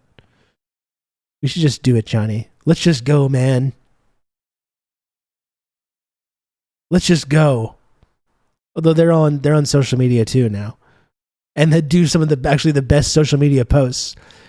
That's the absolute most elite tier of posting, is seeing like big cookouts from like rural Chinese farmers and rural folks. and seeing them invent crazy, wacky games to start doing with one another and laughing hysterically. It's the highest possible tier of posting.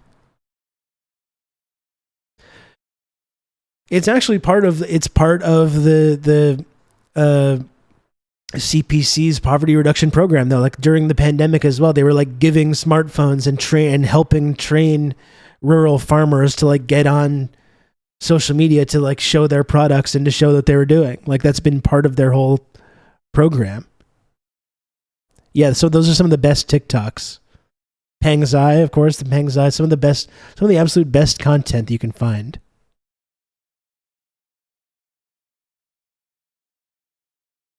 The Joshi of posting.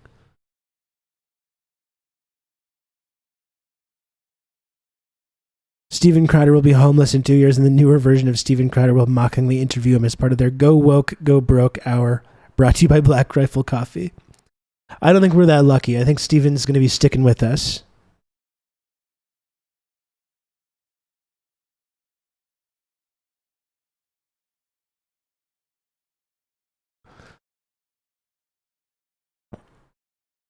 Johnny Knoxville needs to go to China to hang out with those guys. I mean, I don't even think that, like, I think they should just continue doing what they were doing. They should get a TV series, though. I mean, that would be if they wanted to. I think I prefer what they're doing just right now, but I think they should have a weekly series, though.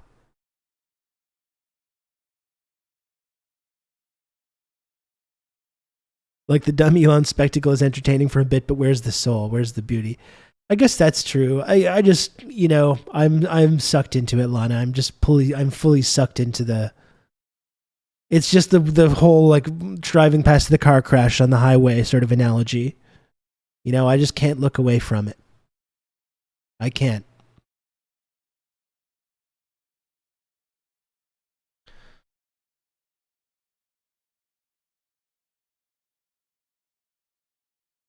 Communist Party embracing technology. It couldn't be the West. That's right. Actually, like, this isn't like totally relevant to what we're talking about, but it is something that I wanted to show you guys.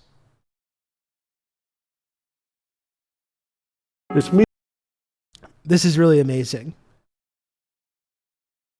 Meteoric. Former Czech President Václav Havel, I think, put it.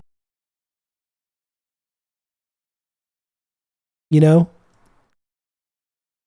And I don't know, I can't imagine still being a China hater. I can't. You know, you don't have to think it's perfect or that it's you know, whatever. You don't have to be a sycophant or give them uncritical support, give them or anyone else. But I don't know how you can look at the last 20 years of development, just the infrastructure and the development that's happened like all over the PRC and not be like, this is like a world historic, fantastic, amazing thing that we should marvel at and admire and try and learn from. Still being a China skeptic or a China hater, despite all this, and just hand-waving all this away and refusing to acknowledge the incredible accomplishments that have taken place. I don't know. I just can't imagine it. I can't imagine it. This is why I'm a China enjoyer and a China respecter. But I think this video is a good summation of that kind of why we should take that seriously. China has actually soared. It's meteoric. Former Czech President Václav Havel, I think, put it best. He said, all this has happened so fast, we haven't yet had time to be astonished. Okay. To remind myself let's do that how astonished I should be, I occasionally look out the window in my office in Cambridge. Yeah, Redditors forged unbreakable bonds of friendship over their China hate. And talk about federal influence on social media sites. Like, you know, that's been Reddit has been a big hub of that. While we're talking about that, we're talking about the influence of the intelligence agencies of the national security state. You can count on me, social media. Have good old Rob to talk you through all this. Thank you, GMO Radio, for the gifted sub to Xi Jinping official. We got some big time new community members today. Anyway, check this shit out. At this bridge, which goes across the Charles River between the Kennedy School and Harvard Business School. In 2012, the state of Massachusetts said they were going to renovate this bridge. It would take 2 years. In 2014, they said it wasn't finished. In 2015, they said it would take 1 more year. In 2015, they said it's not finished. We're not going to tell you when it's going to be finished. finally, last year it was finished 3 times over budget. Now, compare this to a similar bridge that I drove across last month. Most people I talk to about China just straight up don't believe it, which is racism, right? Like that's when you really dig into it. It's literally just, no, these like lying, shifty Asians are just not, they're just not being honest about what they're doing. I mean, that's ultimately what that comes down to, right? Weeps in Eglinton LRT. Check this shit out. Check this part. In Beijing. It's called the Sanyang Bridge. In 2015, the Chinese decided they wanted to renovate that bridge. It actually has twice as many lanes of traffic. How long did it take for them to complete the project? 2015. What do you bet? Take a guess. Take a look.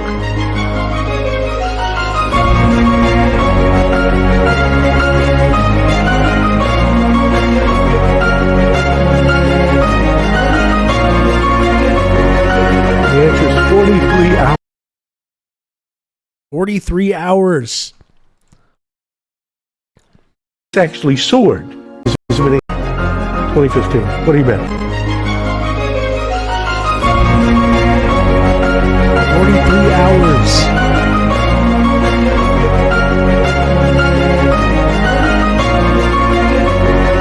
The answer is 43 hours.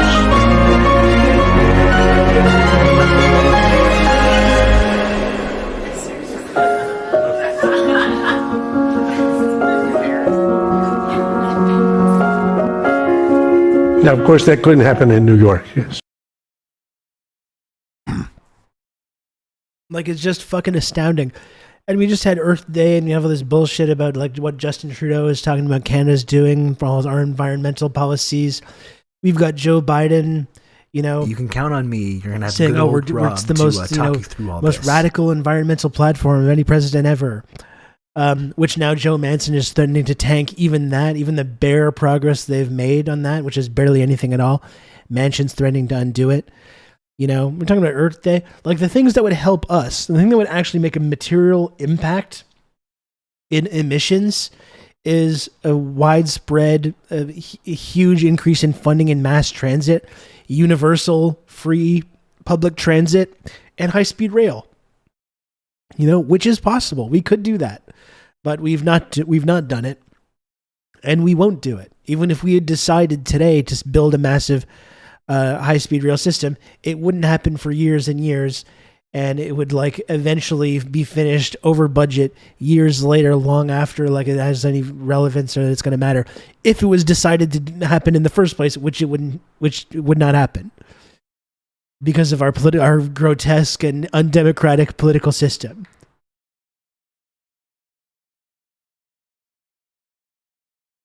We've got to look at the Kamala Harris, though, after this video. What did Kamala Harris just say the other day? I found this so funny.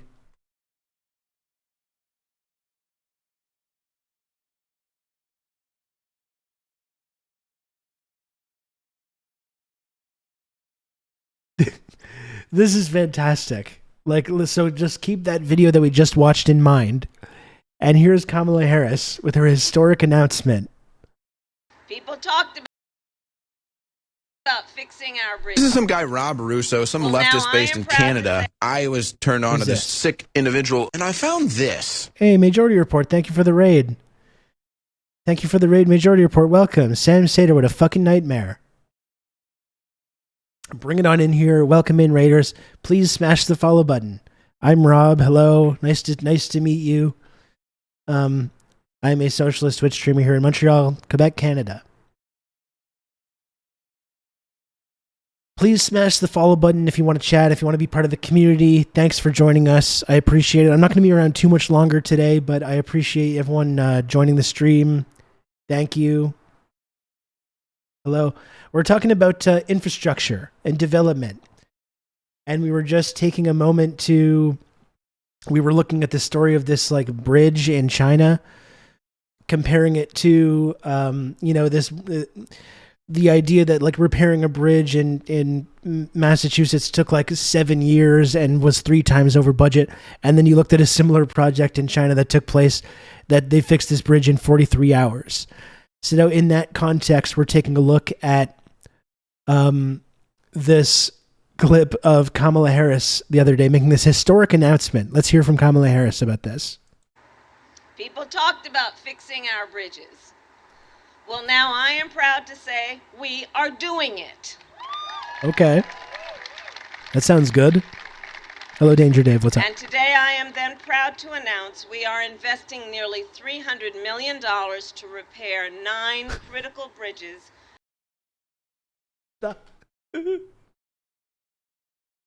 Nine whole bridges. Oh my goodness. Are you serious? Are you serious, Kamala? That's crazy. $300 million on 9 whole bridges in America.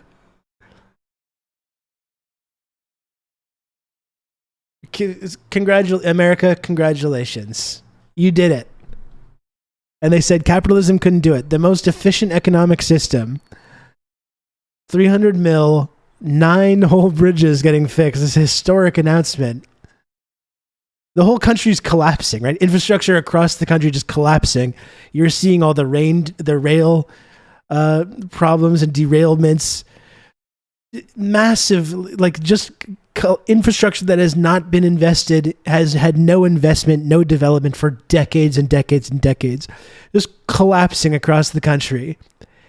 And it's like this historic announcement, we're investing $300 million in repairing 9 bridges. My mom almost crashed when an interstate bridge collapsed in my town. I mean, this is happening all across the country. And Canada's no better. I mean, in terms of our big construction projects, it's the same thing. I mean, the whole construction industry in Montreal, Quebec is run by these like fucking criminals, organized crime, mobsters. They own our construction industry, which is true in like a lot of major cities throughout North America, especially in Montreal. Who were incentivized to take as long as possible and to do as bad a job as possible. You know? So Canada's not so much better. So when I'm talking shit about America, I'm not suggesting that Canada's in a better position. I think in any Western liberal democracy that you have, building these kinds of big infrastructure projects is just fundamentally not possible with the political system and with the private construction industry that develops this kind of infrastructure. But I just found this so funny though, like you look at the construction of the high-speed rail system in China over the last 10, 15 years, historic, hundreds of thousands of kilometers, just an unfathomable level of development. You look at Shanghai 20 years ago versus today, it looks like a completely different place. Cities all across China springing up from nothing, being built from nothing.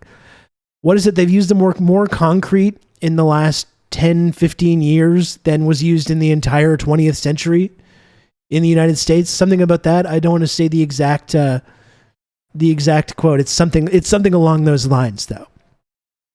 Like it's truly just like unfathomable. And then you look at this, like what qualifies as this big historic announcement, infrastructure investment from Kamala Harris, and it's 9 bridges. $300 million, 9 bridges, which probably won't even happen. Like this is just the announcement. You know, this will be years before any of these projects are actually begin, let alone like actually being completed, if they don't get completely overturned by some other political gridlock, or they give up, they lose ground to the Republicans and they just end up canceling the projects. So that's if they're announcing 9 bridges, if that happens. If that even happens. They announced the VP to announce 9 bridges for $300 million. God. To repair, not to build.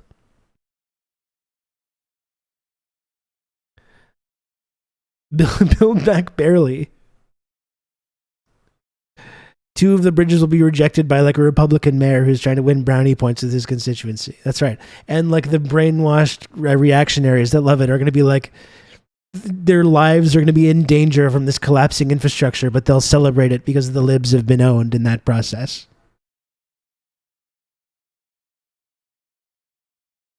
We don't want federal control. Reject the grants. That's right. Yeah. It's like when you neglect a vehicle or home, eventually it all catches up with you and just patchwork repairs don't cut it. You need an entire overhaul. Yeah, and that's kind of the point that I'm making. And as much as we frame, our political systems in these kind of terms, when you talk about China versus America or Canada versus like democracy versus authoritarianism, this idea that anything that exists outside our like multi-party system, Western liberal democracy, is automatically undemocratic. But that's when you're talking about a total overhaul of our infrastructure, and we realize that it's simply just not possible. It's not possible to do this in our current political system. It's literally not possible. It's so impossible that it becomes this big deal when the vice president of the United States comes out there and says that like they're going to repair 9 bridges. It's literally not possible. And then you see China's ability to just like build things that the people there need, and serving the actual needs of the people with these massive infrastructure projects. And then so which society is more democratic? The society that's a one-party state where the country is run by a party that's actually invested in eliminating poverty and is invested in building infrastructure and invested in development, either there or abroad, versus our multi-party system where we could vote for 1 or 2 or 3 different wings of the capitalist class to represent us, all with the exact same class interest, even though they might have a few minor differences of opinion when it comes to social issues or whatever. That can't even accomplish anything. Yeah, look at the approval rates alone. I mean, our democratic system where like, what's the U.S. Senate approval rating? What, in the fucking teens? What is like 12%? Who are the 12% of American sickos that look at the Senate and are like, this is great. This is a great institution. I love this. Canada, the Senate, we don't even know who's on it. We don't vote we don't vote in the Senate. We have literally an unelected Senate in our wonderful, amazing multi-party democracy. We don't want them woke bridges. That's right. So we don't even, so that's the question, this idea of like democracy versus authoritarianism. And you see the ability, their ability, the ability of the state in China to take the lead on these huge projects. Good old Rob to talk you through all this. Who needs a blue check when chatters have a cool triangle, not a pyramid? TRRS Rob Mode 2. Thank you, Useless, for the 16 months of Tier 1. I appreciate that, Useless. And that's right. Who needs a blue check? We have a triangle check. And if you become a subscriber of this channel, you'll get a wonderful triangle-shaped subscriber badge in this community. That's better than a blue check. And where you do get access to trickle-down clout, and you do get access to all these wonderful perks. Anyway, I just thought this was so funny, the 9 bridges. I do actually have to go soon. I'm going to watch the rest of this clip. I'm going to make one final pitch to try and get people to subscribe. I do have to get going soon. This is a shorter stream today. But let me just watch the rest of this here. Are doing it.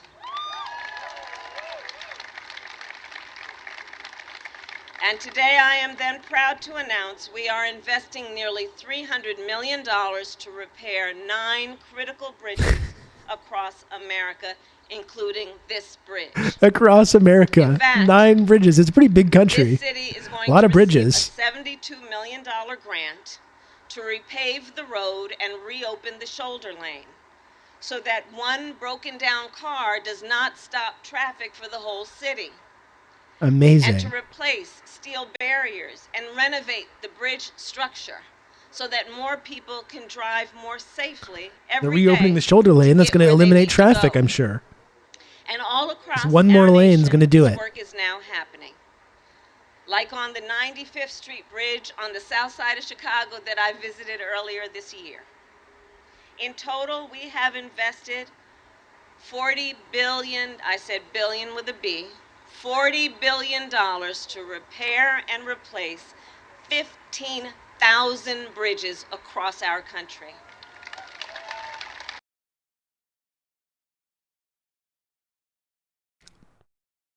These are the 9 bridges that connect all other bridges.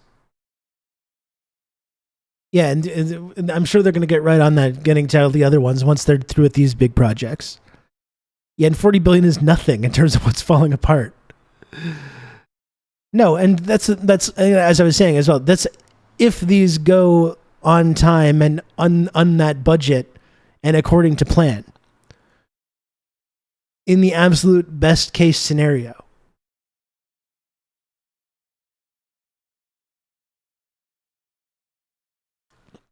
Which will not happen. I think that's the main takeaway as well. The Kamala Harris Memorial Shoulder Lane exit. That's right. I do have to get going soon, folks. I'm sorry for the Raiders that we couldn't stay a little bit longer, but I would like to remind everyone to please, if you can, if this seems like commentary that you want to support and you enjoy seeing here on Twitch, please subscribe to TRRS. We have the absolute best community on this platform, the best emotes, the best Discord server. I do highly encourage people to please subscribe to help keep this content on the air. The only way I'm able to continue to do this show each and every day, Monday, Tuesday, Wednesday, Thursday, Friday, is through the amazing generosity of the community members. So if you can, please support the work that I do here. It is $5 per month. It is completely free of charge if you have an Amazon Prime account. You can also gift subscriptions or friend coin, or there are a number of different ways that you can support the work that I do here. But I do encourage people to please, if you can, subscribe. It will be a life-changing you can count on me. You're experience for you to talk you through all this. Slub to rib. I'll show since there's some new community members. I'll just show this little onboarding video before I go. In case anyone's not sure what the community's about, I did create this helpful little video, orientation video to let people know what they're getting involved with here. Thank you, Ian DJ Cooper, for the 20 months of Tier 1 as well. So here we go. If you're on the fence about subscribing to the community, just to give you a little example of what it's all about with this helpful little instructional video I'm going to play for you right now. Thank you for expressing interest in the Friendship Triangle community. Count on me. You're gonna have we would be thrilled to have you on board as a member of our exclusive Slub platform. Rib, it's not as you may know, the Friendship Triangle is Twitch's only two-dimensional, Can't triangle-shaped, friendship access and trickle-down cloud tiered reward system. Today you have an amazing opportunity to join the base level of the Friendship Triangle system. Once you are part of the community, you'll have the ability to rise through the ranks and achieve higher levels of access and rewards. One way to do this is by gifting subscriptions to your fellow members or by inviting your friends and family members to join our community. As you ascend the tiers, you will be exposed to a range of new and exciting benefits, such as exclusive content, advanced features, and access to our elite community members. We are confident that you will enjoy all the perks that come with being part of the Friendship Triangle. However, we also want to remind you that not all friends and family members are to be trusted, especially those who may not support your new lifestyle. This part's important. That's why we encourage you to focus on building meaningful relationships within our community, where you will find like-minded individuals who share your interests and values. If you have any questions or concerns, please don't hesitate to reach out to our team. We are always here to support our members and ensure that your experience with the Friendship Triangle is enjoyable. We're glad that you are considering joining the Friendship Triangle community. We look forward to seeing you rise through the Chaos Zone and all the way into the Elite tier. It's not a cult.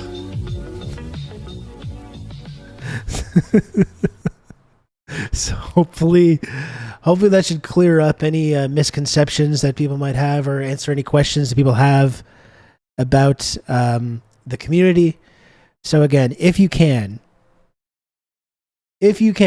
please subscribe to TRRS to help keep this content on the air. Be very much appreciated. We simply it makes use me the happy. computer to mark up the size of the account. Slub now TRRS Rob Knife. Thank you, Useless, for the 300 friend coin. Don't forget the other big names in the community, and I don't. To talk you through all this. This sounds like a fun community. I am sold. You can count on me. You're going to have good old Rob to talk you through all this. Heck yeah. Thank you, Bolden. Thank you for the 20 months tier 1. I appreciate you, Bolden. Thank you. You can count on me. You're going to have good old Rob to talk you through all this. Moist Owlets, thank you for the gifted sub as well. I appreciate that. And thank you also to Anonymous Gifter for gifting a sub to 9Bridge16. Use the computer to mark up the size of the account. And thank you, Lana, as well for the 100 friend coin. Lana, another one of the high-powered elite tier community members that you can have access use to. The computer to mark up the size of the account. That you can have access to. Majority reporters think they're immune to cult air, non-cult programming. Thank you, Matt, for the 200 friend coin as well.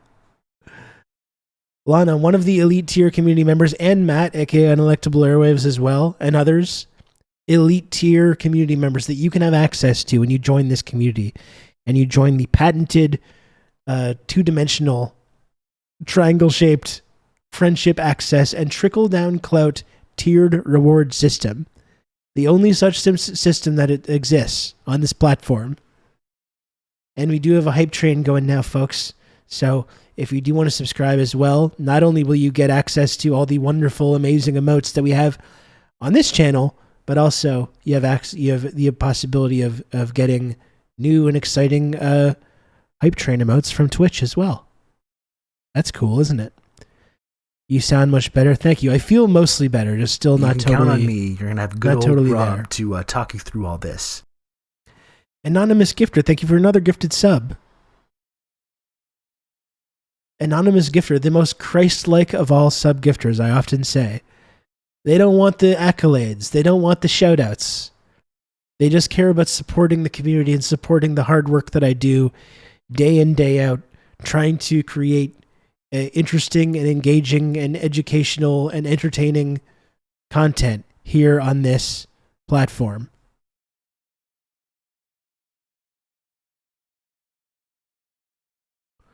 If you join the elite tier, you get to get branded by Rob, or is that some other not a cult, not a pyramid organization? That, because of the controversial nature of that kind of practice, that's something that we'd like to take off. You can count offline. On me. You're gonna have good old Rob to talk you through all. We like to discuss that offline. 1 year in the triangle. Certain elements of what is involved in the community. Thank you, Frankster, for the 1 entire year. 12 months of tier 1 from Frankster. Thank you, Frankster. I appreciate that.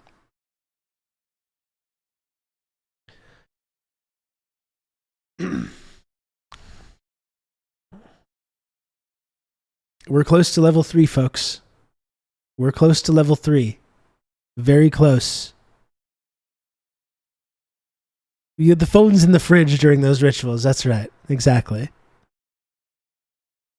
That's when you know it's an officially sanctioned meetup, when the phone goes in the fridge.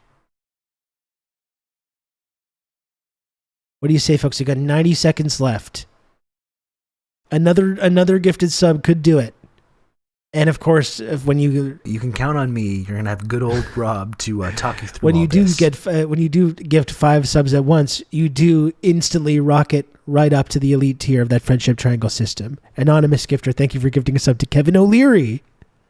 Oh my! Thank you very much, Anonymous Gifter, whoever you are.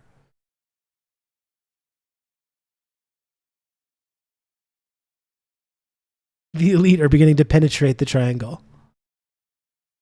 We got LeBron James in here.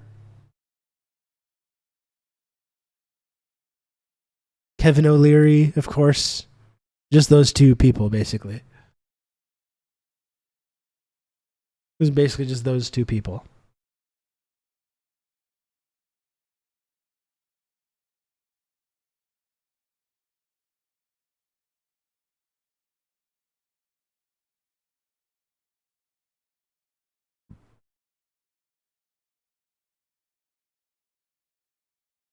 Okay.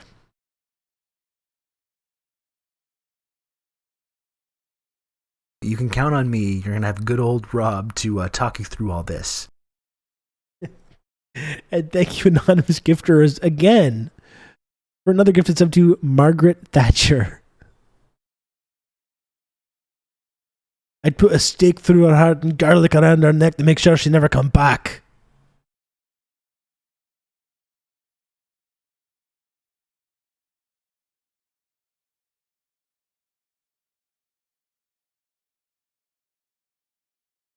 So we're going to rate our friend Doc Hollywood. You still have another moment, though. Another moment to subscribe, folks. We still got a hype train going. We're almost at 20.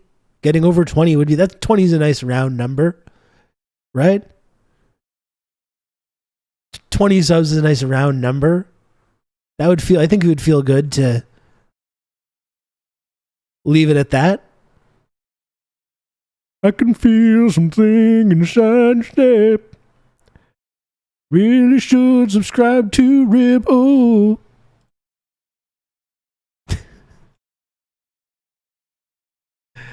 The share voice. You can count on me. You're going to have good old Rob to talk you through all this. The share voice is just not very attractive. When I try to do it anyways. Cher obviously is a legend, but when I do it, it's not great. Marty, thank you for the gifted sub to Tucker Carlson. Thank you, Marty. We got a few more seconds. Who's going to be the generous chatter? You know what? It's okay. It's okay, folks. I'll see you tomorrow.